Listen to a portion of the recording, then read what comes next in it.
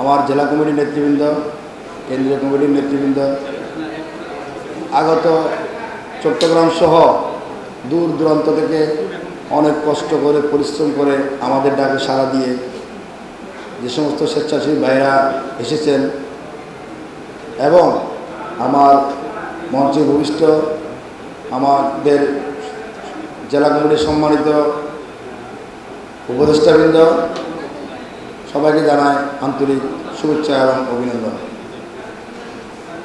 আসলে আমাদের প্রোগ্রামটা শুরু হওয়ার কথা ছিল 4:30।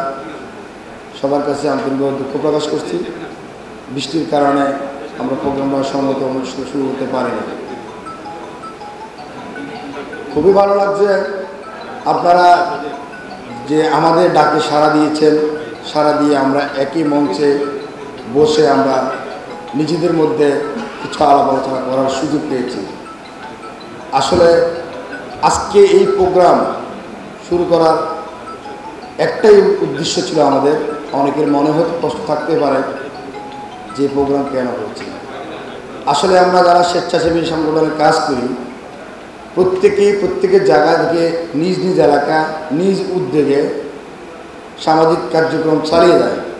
এই কার্যক্রম পরিচালনা করতে গিয়ে দেখা যায় একজনের সাথে অন্যজনের সম্পৃক্ততা তৈরি হয় না।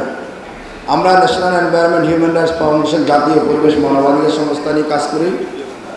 আমরা উপলব্ধি করতে পেরেছি, যদি সম্ভব হয় চট্টগ্রাম শহরে যে সমস্ত স্বেচ্ছাসেবী ভাইরা আছেন, আমি মনে করি আমার থেকে সবাই ভালো অবস্থা আছেন।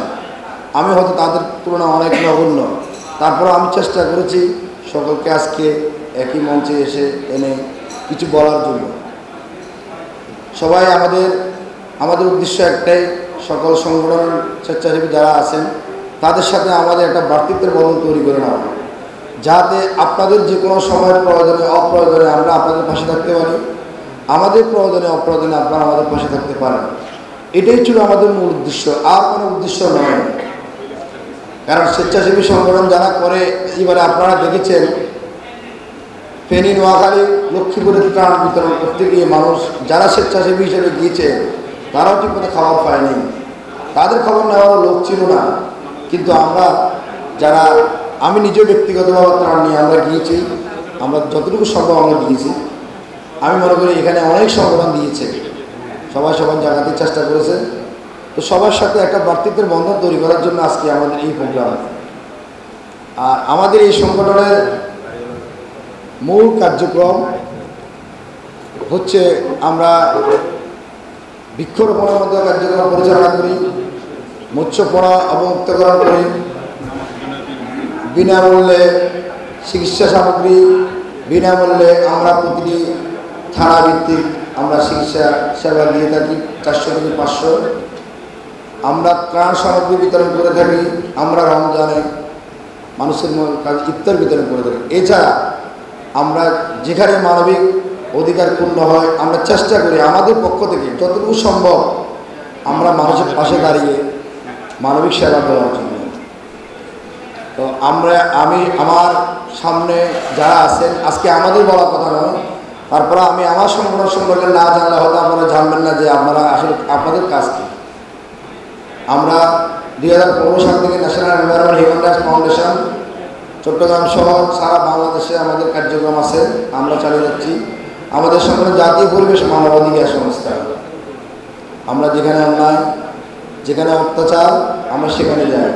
আমরা চেষ্টা করি যতটুকু সম্ভব, যেখানে অসহায় নারী, দুস্থ, তাদের পাশে দাঁড়ানোর চেষ্টা করি। আমি আমার এখানে হাউসে যারা আছেন সকলকে অনুরোধ করব, যদি আপনাদের সম্ভব হয় আমাদের এই সংগঠনের সাথে একাত্মতা প্রকাশ করে আমাদের হাতকে শক্তিশালী করার জন্য আপনারা আমাদের ছায়াতলে আসবেন। যার ইচ্ছে হয় আমরাও আপনাদের ছায়াতলে ইনশাআল্লাহ যাব। আপনারা আমাদের যখনই রাখবেন, যখন যে অবস্থা রাখবেন আমরা যাব। গাছ লাগান, পরিবেশ বাঁচান, দেশকে প্রাকৃতিক দুর্যোগ মহামারী থেকে রক্ষা করার জন্য যে যেখানে পারেন আপনারা পরিবেশের ভূমিকা পালন করুন এবং কালো ধোঁয়া মুক্ত বাংলাদেশ গড়ে তুলুন। সকলকে ধন্যবাদ জানিয়ে আমি আমার সাগর আসসালামু আলাইকুম রহমতুল্লাহ।